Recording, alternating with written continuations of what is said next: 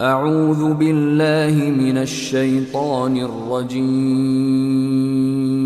إن الله لا يستحيي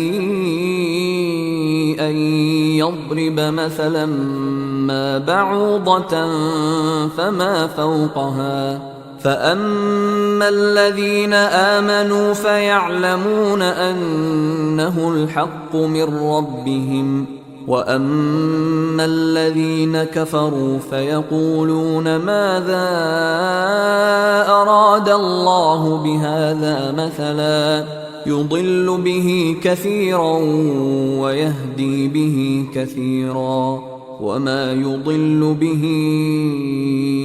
إلا الفاسقين الذين ينقضون عهد الله من بعد ميثاقه ويقطعون ما أمر الله به أن يوصل ويفسدون في الأرض أولئك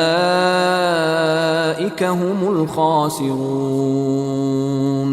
كيف تكفرون بالله وكنتم أمواتا فأحياكم ثم يميتكم ثم يحييكم ثم إليه ترجعون.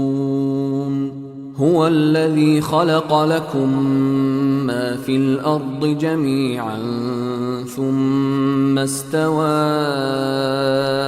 إلى السماء فسواهن 7 سماوات وهو بكل شيء عليم. وإذ قال ربك للملائكة إني جاعل في الأرض خليفة قالوا أتجعل فيها من يفسد فيها ويسفك الدماء ونحن نسبح بحمدك ونقدس لك قال إني أعلم ما لا تعلمون. நிச்சயமாக அல்லாஹ் கொசுவையோ அதிலும் அற்பத்தில் மேற்பட்டதையோ உதாரணம் கூறுவதில் வெட்கப்பட மாட்டான்.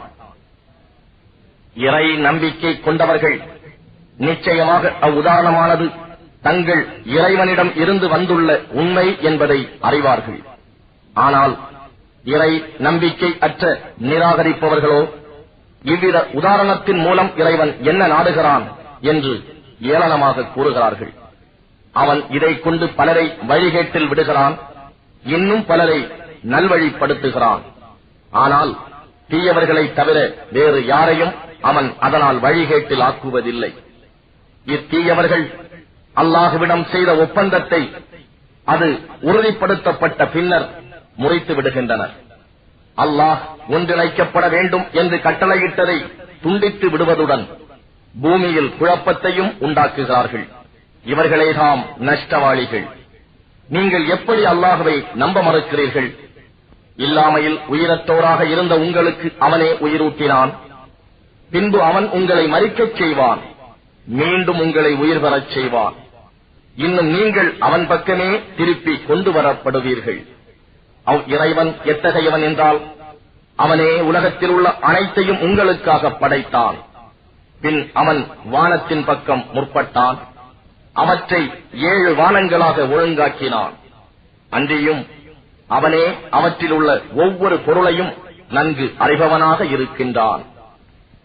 நபியே, இன்னும் இறைவன் வானவர்களை நோக்கி, நிச்சயமாக நான் பூமியில் என் பிரதிநிதியை கலீஃபாவை அமைக்கப் போகிறேன் என்று கூறிய போது அவர்கள், இறைவா, அதில் குழப்பத்தை உண்டாக்கி இரத்தம் சிந்துவோரையா நீ அமைக்கப் போகிறாய்? இன்னும் நாங்களோ உன் புகழ் ஓதியவர்களாக உன்னை துதித்து உன் பரிசுத்தத்தை போற்றியவர்களாக இருக்கின்றோம் என்று கூறினார்கள். அதற்கு இறைவன், நீங்கள் அறியாதவற்றையெல்லாம் நிச்சயமாக நான் அறிவேன் என கூறினான்.